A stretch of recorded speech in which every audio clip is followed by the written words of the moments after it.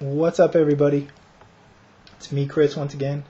I wanted to talk a little bit more about the Roy Jones-Joe Calzaghe fight this weekend.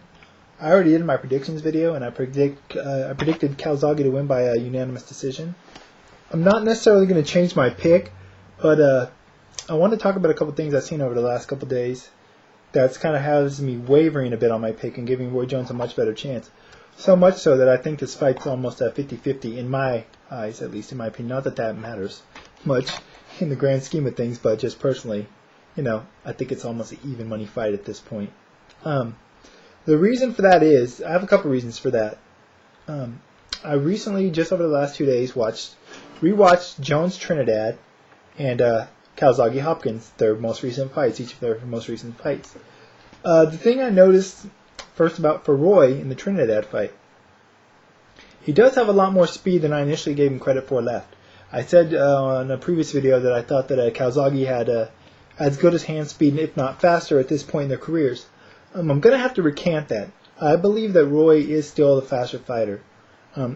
It's just when a guy is so gifted and so much faster in his prime, and he starts to slow down, he's still faster than just about everyone out there. It's amazing to see. I mean, especially at age 39. The guy's just a marvel as far as talent level. So in the Trinidad fight, it's hard to gauge, like I said before, that fight, take too much from it because Trinidad was coming off a layoff. He was fighting at his highest weight ever, a weight that was completely ineffective for him.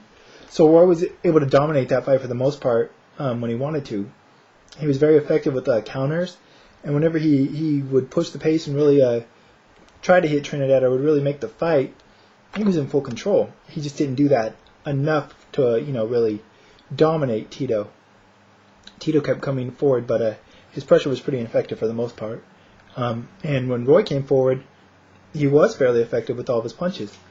He used a lot of good counters from the outside. He'd just jump in and throw a punch, Roy Jones style, I guess that's what you can call it. And they would catch Trinidad pretty flush. So I just saw a lot more out of him than I initially recalled from seeing that fight. And like I said previously also, I haven't been impressed with Roy since the John Ruiz fight. And even though I think Trinidad was overmatched in the fight, I was impressed at Roy's movement, his counters, and his hand speed, and his elusiveness. Moving on to the Calzaghe Hopkins fight, I don't know how I made it through that whole fight a second time, because boy, it's not a good fight to watch as far as for entertainment value. But I did it for evaluation purposes. I still think Calzaghe won that fight, but I think on second viewing, maybe it was the third time I'd seen it, that it was closer than I initially thought.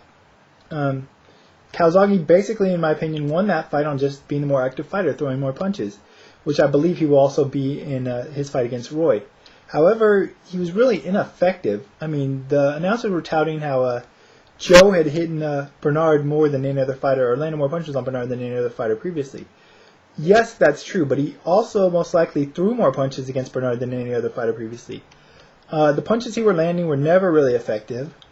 People were saying he's a slap fighter. I can definitely see off of that fight why they'd say so. Some of the punches he was throwing, it almost looked like little kids fighting, or girls slapping at each other. I'm not trying to diss Calzaghe by any means, but just some of the punches he was throwing there, even if they would have landed, they just weren't going to do any damage other than the fact that he was being more active, which is usually has an effect on the judges if you're the more aggressive and more active fighter, which he was, and like I said, which I think earned him the decision, or at least is the reason he got the decision. Another thing I noticed in that fight, though, Hopkins caught, obviously in the first round when he got knocked down, he caught him with the counter punch. But there were a few other times in the fight, at the end of the 7th round, and a couple other times, I don't remember exactly, that Hopkins caught Calzaghe clean with counters, pretty flush. I think Roy's going to be able to do that also, maybe even more effectively, because Roy's much faster than Hopkins. He does like to throw counters from the outside. He does still have the speed, thus I think he'll have more power on his punches than Bernard does. I'm curious to see how Joe's going to stand up to those. Joe likes to rush in, but if you're going to rush in and get caught with clean counters every time, after a while you might abandon that game plan. I said for Joe to win this fight, I thought he should follow Glenn Johnson's game plan of pressuring Roy, keeping him on the ropes, not letting Jones get his offense off, just kind of smothering him, similar to what Glenn Johnson did. However, in the Calzaghe Hopkins fight, I noticed that Bernard was a lot more elusive than I originally thought also. Calzaghe couldn't track him down as much as he wanted to. When he did, he would throw a lot of punches, a lot of little flurries, combinations, etc. Before Hopkins would tie him up, or at least he would try to. But there were just so many times in the fight where Calzaghe couldn't really corner Bernard, and get in those exchanges that he wanted to. I think that's going to be much harder to do against Roy. Like I said, in the Trinidad fight, he was very elusive. Trinidad was he was able to pin him up against the ropes a few times, but I think Roy almost let him. I remember early in the fight, I'm sure if you've all seen it, Roy kept waving Trinidad in, saying, come on, knowing that he could defend himself well on the ropes. And other times when he didn't want to go to the ropes, he would just move out of the way.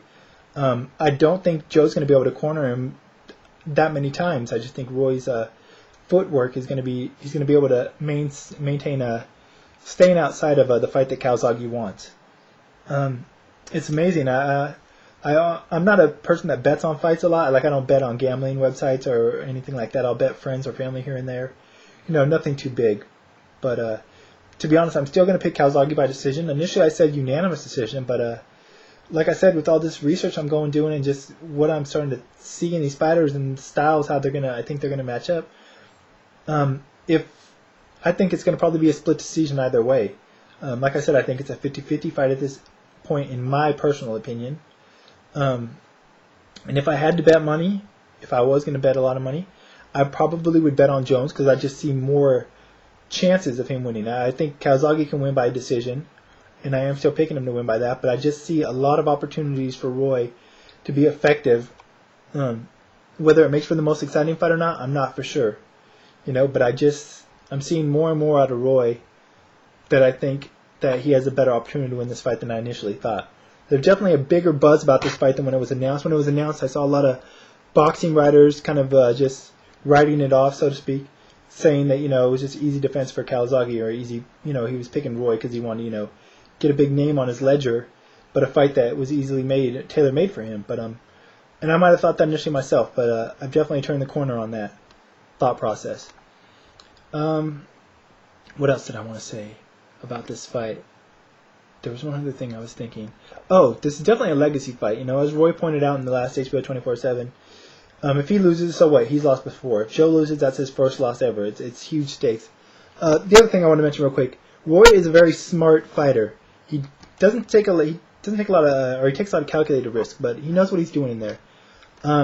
Such as with the Trinidad fight, he took that fight. He knew that was going to be an easy fight for him. He just knew based on styles and size, that would be an easy fight for him. And I don't think he would have taken this fight if he thought that he had a good chance of losing. I think he looks at Joe's style, and he looks at his style, and he sees something there that gives him an advantage.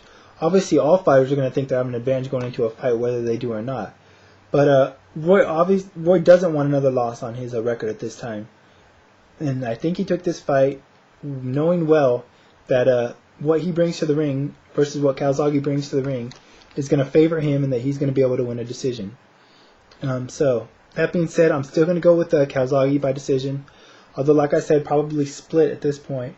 But I'm not going to be at all surprised if Roy wins this fight. I sound like I'm switching over to Roy. I'm not. I'm just making a case for him because I have been on Calzaghe as far as winning this fight, who I favored this whole time. But I'm starting to lean a little bit more towards making it an even fight. So we'll see. So I'll probably talk to you guys after the fight. We'll see. I don't know if I'm going to watch it that night or not. But it depends on what else I got going on, or if I feel like paying for it. But enjoy the fight, and hopefully it'll turn out to be a good one. Until then, I am out of here. Bye.